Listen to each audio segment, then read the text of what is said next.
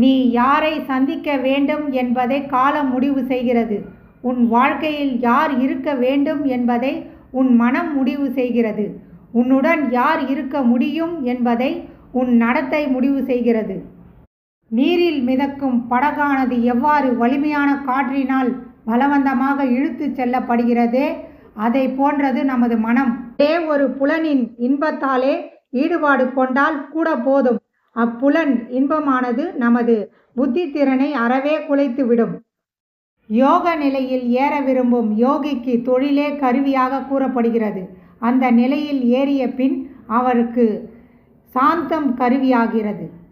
நடக்கப் போகும் நடந்த நிகழ்வுகளை நினைத்து வருந்திக் கொண்டே இருந்தால் தற்போது நடக்கும் நிகழ்வுகள் அனைத்தும் நாடகமாகிவிடும். உனக்கு உதவி செய்தவரை உன் வாழ்வில் எப்பொழுதும் மறக்காதே.